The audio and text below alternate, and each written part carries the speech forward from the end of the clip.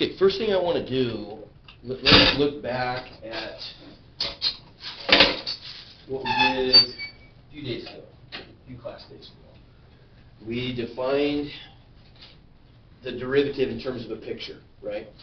Where we said we're going to build a picture based on the definition of slope. Really, we call this the difference quotient, rise over run.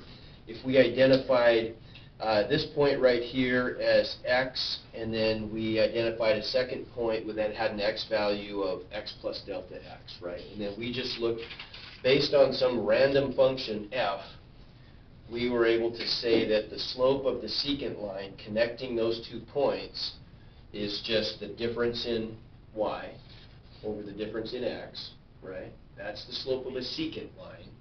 Secant line, remember, is the line that connects a function in 2 places and defines an average rate of change, right? But then we went one better than that. We used our concept of limits to define what we call the derivative of the function at a point, so the slope of a tangent line, by taking the limit as delta x approached 0. And effectively what that did, remember, is it pushed this first point back on, or the second point back onto the first point, creating an overlap where the 2 points became one and we get a tangent line, right? Okay, what I want to do next, I want you guys to define an alternate version of the derivative. Okay, and it's what I want you to see here. This is kind of a big step. I want you to see that there's nothing mystical and magical about this. All we did was we just came up with a scheme for defining the slope of a secant line, and then took a limit to make it a tangent line. But maybe there's another way we could accomplish the same thing. Could we name those points something different? Instead of using x plus delta x and x, could we do something a little different? Okay, so let's draw the same picture.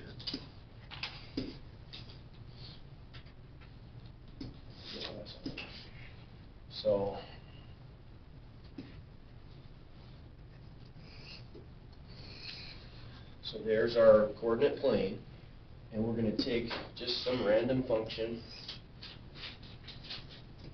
f. Spread that out just a little bit more. How about?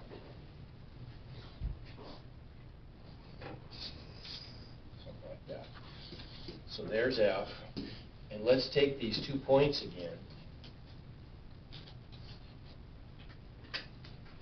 But if I want to write the slope of that secant line connecting those, is there a different way that we could label those? Now, let's use the same kind of scheme where we're going to have one of the points is going to be kind of the anchored point, and the other point is going to migrate towards it in the limit that we take. Okay? Let's call this one x. Okay, so that's the one that we're going to, actually, no, let's see, what did I want to do with this? I'm going to do this in a way.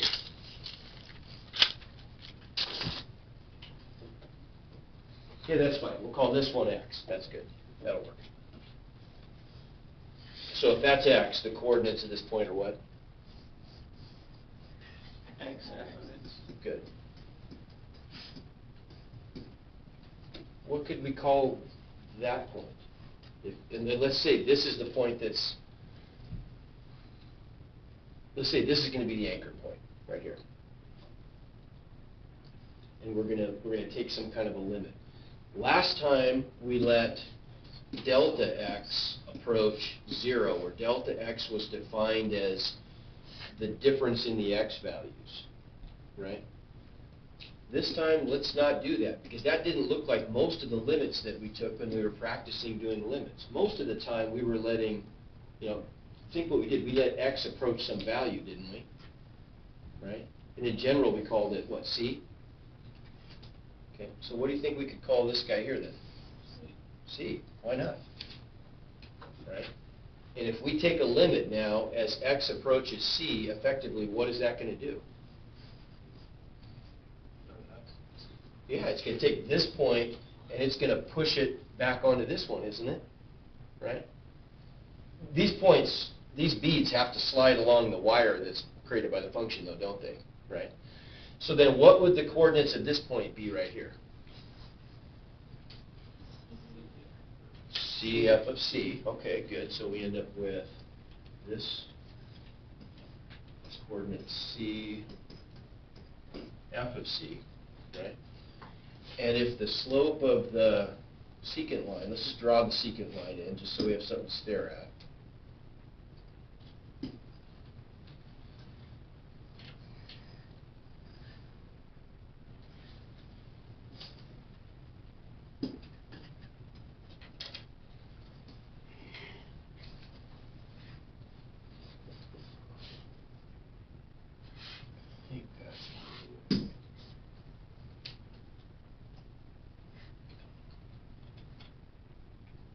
Close enough. Yeah, there we go.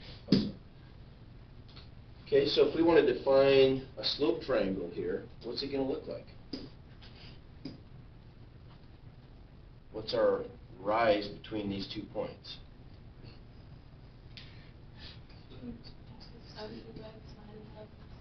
Okay, f of x minus f of c. Everybody agree? Okay. So we could set up a delta y equals f of x minus f of c. What's our run going to be? X minus C. Or x minus C. Yeah, x minus c. Okay. And so the slope of the secant line just looks like rise over run, right? And we could then go one better, and we could turn that secant line into a tangent by taking a limit, right? So the slope of the tangent line would just equal the limit of the slope of the secant line as x approaches c, right? Okay, so that looks like the limit of our difference quotient. Right, remember, that's what we call that. The difference quotient. That'll pop up a lot.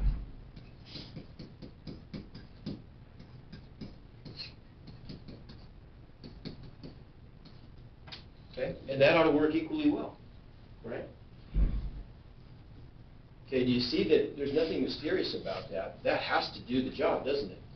It does what we ask it to do.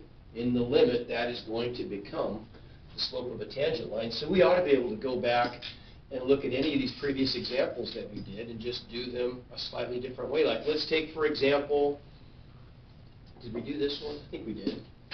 Back here somewhere. Yeah. Right here, right? So this is the one we did right here, isn't it? Okay. So let's take that same problem and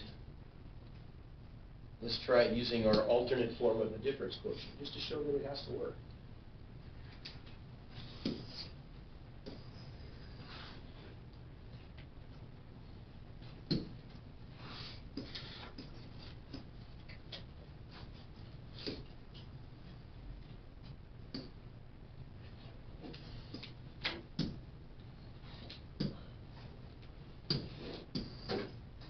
Okay, so where do we start? If we're gonna find, and I kind of didn't write all the text in here, but you guys understand what we're doing. We just want to find the equation of the tangent to the curve at x equals 2.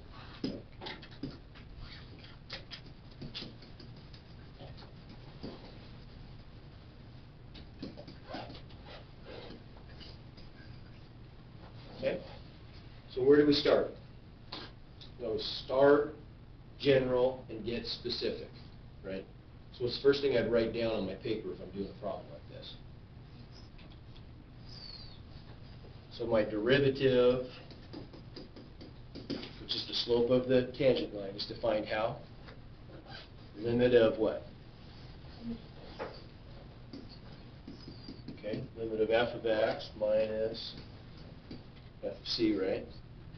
Over x minus c as x approaches c. Okay? All right, so now let's get specific.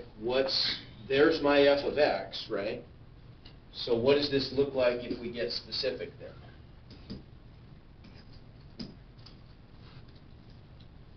F of x is, okay, so x cubed plus 2x, good, minus what? What's f of c? F of 2. Okay, so we could even jump in and say f of 2, couldn't we? Right? What is, and what if, we're going to come back and do that. What if we just called it a c, though? So let's see if we can come up with just a, rather than being just at this one value of x, let's see if we can come up with a derivative function that works for everything. Okay, what are we going to get? Okay, so we get the quantity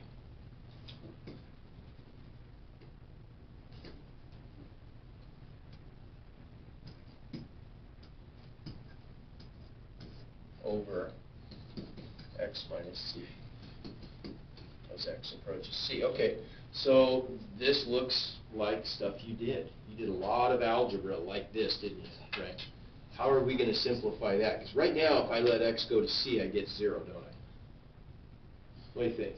Isn't it supposed to be plus 2c? Plus 2c, you're right. Okay. So what do you think I could do? Suggestions?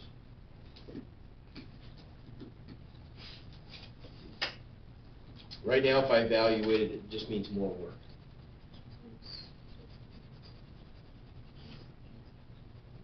I can't really cancel anything. Right. But I can try to factor this, couldn't I? What if I rewrote this in a slightly different way? If I rewrote this as, for example, the limit of x cubed minus c cubed, that looks probably familiar, right? Difference of cubes, plus 2x minus 2c all over x minus c as x approaches c. Does that make sense? So that might not be a bad plan to regroup that a little bit. Because what's our ultimate goal here? Before we even did that step, we know this is indeterminate. It has the standard, or it has the form 0 over 0, right? So we know we have to do more work. What does more work usually look like when we're doing these limits? Yeah, we got to be able to factor it and cancel common factors, right? What's the factor that we have to cancel? What's it guaranteed to be? It's got to be x minus c, because that's what's giving us 0 on the bottom, right? Okay, so looking ahead then, this makes sense, doesn't it? Because now I'm going to be able to, if you look ahead a little bit here, I'm going to be able to coax out an x minus c from both of those two terms, and that would be a common factor then, right? So let's focus on the first one. What's our factoring pattern for a difference of cubes? Remember this one? It's been a while. What's that? So we got to remember this one. Do you remember if we have a sum of cubes or a difference of cubes? How does that one factor? So if we're factoring a cubed plus or minus c cubed, let's call it b cubed. What's that going to factor into? Do you remember what that pattern is? You're going to get a linear factor and an irreducible quadratic factor, going back to algebra 2. So good, so you're going to get the first one is always going to be the same sign as what's in between, right? So you're going to get a, if that's a plus, that's a plus, right? That makes sense? Second one, you remember what the factors were in the second one? A squared, and then it was just a plain old AB and a B squared. You guys remember this? And then the signs switch. So the first one is always going to be the same. The second one are going to be the flipped. So that's going to be minus or plus, and the last one's always plus. You guys remember that pattern? Okay. So for us up here then, what's that look like? Well, yeah, so instead of A and B, we just have X and C, right? So this is going to equal the limit of X minus C times X squared, good, plus XC plus c squared. Good. So there's this guy's factored. Now, what about this one? What's the only thing I can do there? Okay, 2 times x minus c all over x minus c. Well, where do we see factors of x minus c? There's an x minus c, there's an x minus c, and there's an x minus c. So everybody agree I've got 2 terms on the top. This is a pretty big term. It's got 2 factors in it, but I'm only adding up 2 things on the top, both of which contain the factor x minus c. So I can pull that out front, right?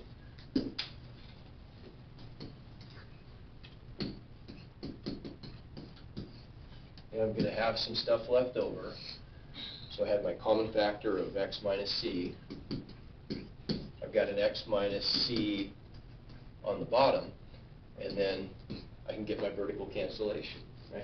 Well, what's left over if I factor out an x minus c from the top?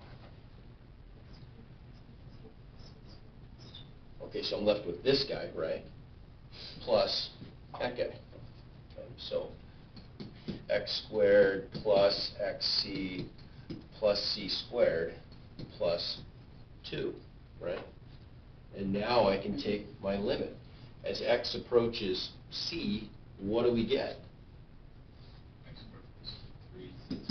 So I'm going to get c squared plus c squared plus c squared.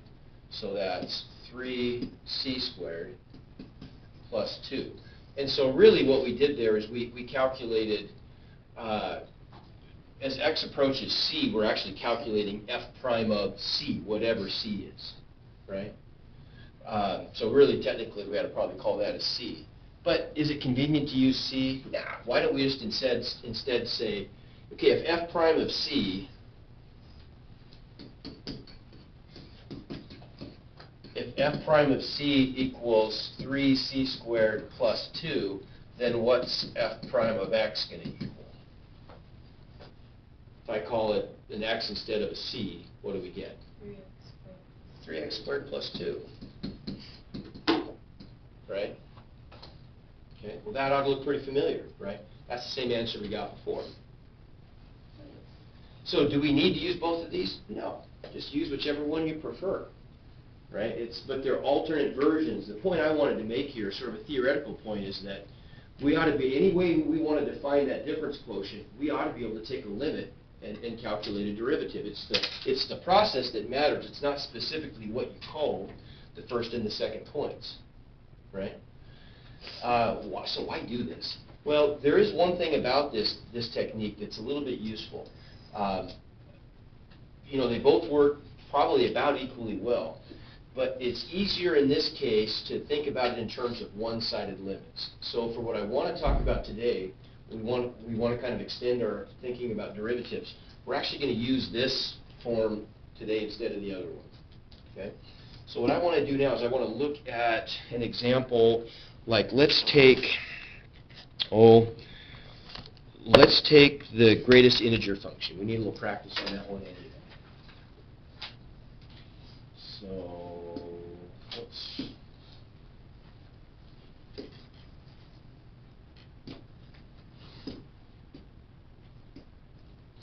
So let's let f of x equal the greatest integer function, which we could also write that way if we want to. Same thing. Okay, and let's see if we can calculate the derivative at, we'll pick just a random integer. How about at 2?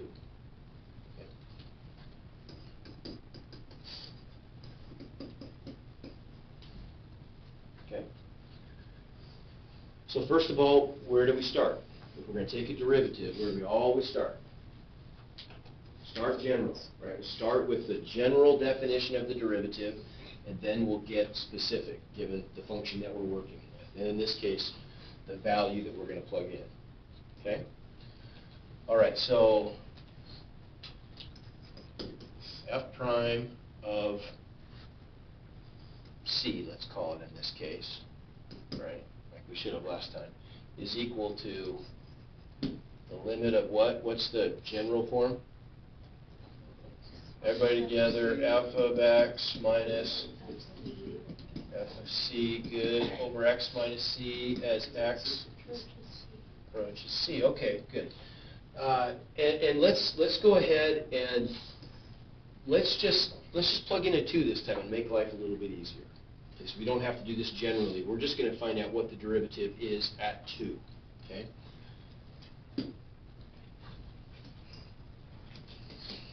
So f prime of 2 then would equal the limit of f of x, which is greatest integer function, right?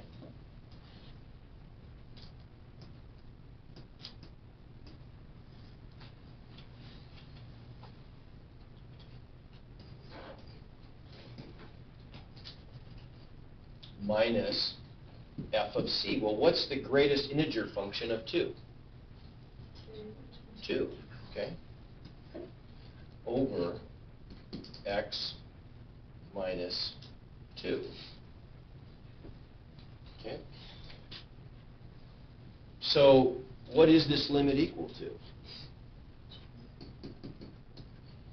Well, in order for the limit to exist, would you agree that the limit both of the one-sided limits have to agree? Because isn't that what we evolved to be kind of our newfangled version of a two-sided limit is? We always talk about ants approaching from either side, but we went one step better. When we introduced the idea of a one-sided limit, we just said, okay, well, the two one-sided limits, meaning the ant that's approaching from the left and the ant that's approaching from the right, the two one-sided limits have to agree if the two-sided limit's going to agree, right? So let's look at this once as we approach 2 from the left, and once as we approach 2 from the right. See what we get. Okay, so what do we get here if we're approaching 2 from the left? What's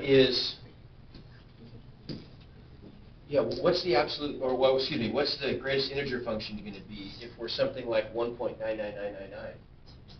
No, it's going to be 1, isn't it, right? Think what the greatest integer function is asking us to do. In words, it actually makes sense. The greatest integer function is the greatest integer that's less than or equal to the input.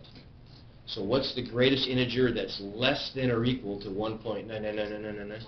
1, right? Remember, we're sliding the b to the left with the greatest integer function. So that's going to give us back the limit of 1 minus 2, right, over, well, what's 2 minus divided, or minus 2? 0, what though? It's not 10, it's 0, I got something slightly less than 2 minus 2. So 0 minus, isn't it? Okay, so what's our answer look like? Well, it looks like I'm going to get a negative number on top and a negative number on bottom, so positive infinity. Okay. How about, let's take so this was our limit from the left. Let's take the limit from the right.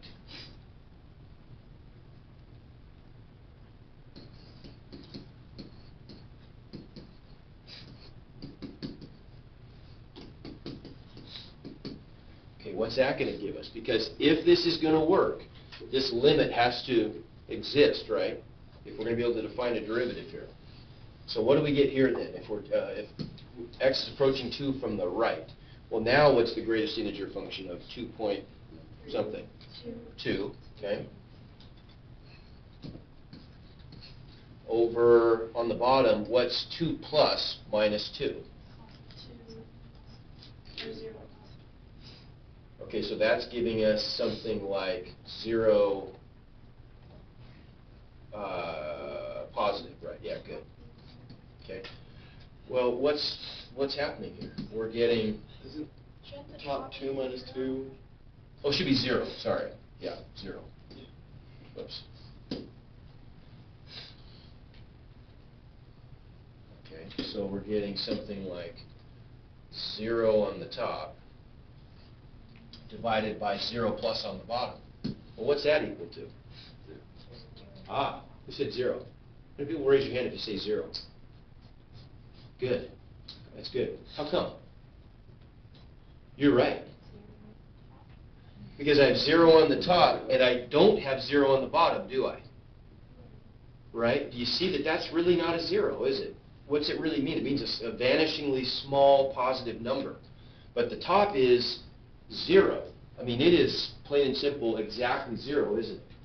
Right? On the top, we get 2 minus 2, which is exactly 0. So if I have exactly 0 divided by any number, regardless of how small, what's the answer? It's unambiguously 0, right? You see that this is different than what some of the stuff we've dealt with in the past?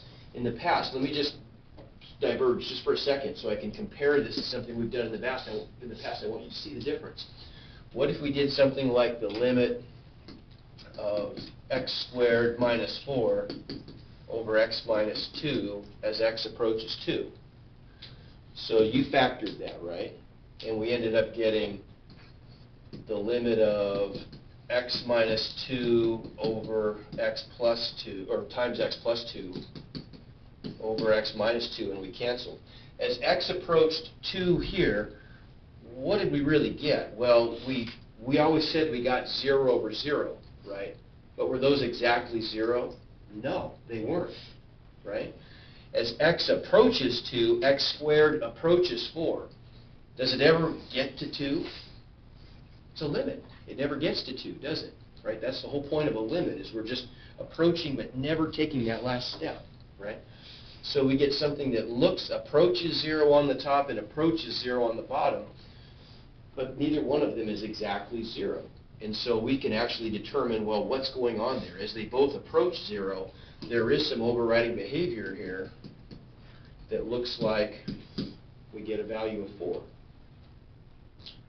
You know what I'm saying? But this is different. This is exactly 0 divided by a value that approaches 0, and so we get 0. Now, what does this mean, though? If the limit from the left and the limit from the right don't agree, what does that tell us? There is no limit. There's no limit. Well, our definition of a derivative implicitly relied on the existence of a limit. Okay, now what's going on in this function? You all know what a greatest integer function looks like. If we were to graph that, the greatest integer function, what does the graph look like surrounding 2? You know, the greatest integer of 0 is 0.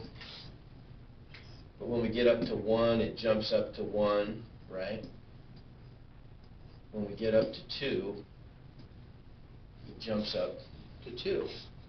So as we approach 2, what's going on there?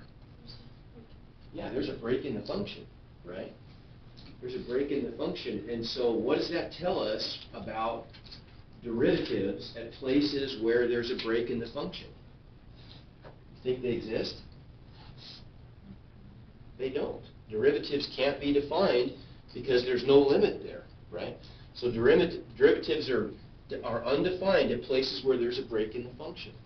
So let's start a list. Let's start a little list of places where derivatives are undefined. So if you get 0, the derivative is undefined? I'm sorry? If you get 0, Not necessarily if you get 0, but what about this caused the derivative to be undefined? Okay, they're different derivatives from either side. So, like a month ago, we would have said the ants from opposite sides aren't anticipating stepping on the same place. Now we'd refine that a little bit, and we'd say the derivatives from the left and the right, the limits from the left and the right, the one-sided limits don't agree. They mean the same thing, though. And so the limit doesn't exist. If the limit doesn't exist, the derivative can't. Why wouldn't the limit exist? The limit doesn't exist in this case because the functions don't join up. Well, think about that. Erase this whole idea for a second and just think about this from a different perspective. Think about it graphically. If we said that the derivative is a slope of a tangent line, well, how can you have a slope of a tangent line at a point like that? It doesn't make sense, does it? Right? How could you get a function, or how could you get a line that's going to intersect this curve in one place that's going to inform us about the slope of the function at that point. It doesn't work, because one infinitesimally small step to the left jumps us down to there, right? So an ant that's walking from the left, if he knows that this is going to be, this is the value of the function at 2, he anticipates having a vertical line as he steps on this point. The closer he gets, the secant line that he's creating is approaching being vertical, isn't it? As I slide this point right here to the right towards 2, I'm defining a secant line that's vertical. The ant that's backing up towards x equals 2 from the right, well, he says, oh, this is no big deal. This is just a horizontal tangent line, right? Those are not the same tangent line, and so they can't be a tangent line. The tangent line only works if it approximates the behavior of the graph from both directions. Like, for example, if we took a normal curve, like, normal meaning something that doesn't look bizarre like that, like if we just took that curve and we're going to approach that value of c from both sides, well, wouldn't both ants agree that that's going to be the tangent line when they get there? The same tangent works on both sides. Whether or not we're going to look at grazing it, at mimicking the behavior of the curve on this side or on this side, that works. This doesn't, right? That doesn't make any sense. Ants are anticipating completely different slopes of the tangent from both sides. And how can that be? There can be neither side could be preferred, right? It should be completely symmetrical. Both should be equally valid, and because they don't agree, they're both invalid. Does that make sense? Right? There's kind of a graphical way to approach it, but mathematically, here's how the math gods smacked that idea down. They said, no, we don't even get a limit. Limit doesn't exist, so we can't have a derivative. So if we start a list of places where a derivative is undefined,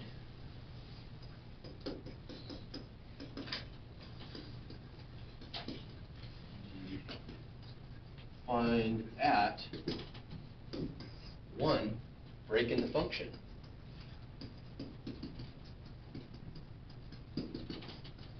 Okay? Wherever there's a break in the function, we can't have a derivative. Okay, so let's try another one. So we tried the greatest integer function. We're not going to get through this today, but let's at least kind of get this started. Let's try an absolute value function. Okay, why do you think I might pick an absolute value function? What's it look like? It looks like a V. Okay, that's different than something like this, isn't it? Right? This is what we're going to come to call a smooth function. Now you can see just kind of qualitatively that that's smooth, isn't it? This sounds dorky, but I could rub my hand along this function without ever cutting myself because it's smooth. Whereas if I took an absolute value function, go ahead.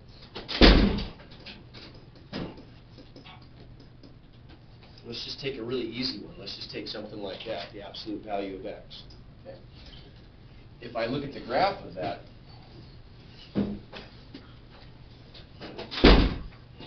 that is not smooth. I could cut myself on that curve or scratch myself, right? So we'll define smoothness more tightly later, but you can visually kind of get a sense of that. Okay. We're out of here in like probably 1 minute or something. Okay. No places I need to stop. So we'll finish this up tomorrow, and then you guys can. I want you to have a chance to work a little bit. I did put up 2 assignments. Everybody saw that on 2.1. That you can do, some of that stuff. Do as much as you can.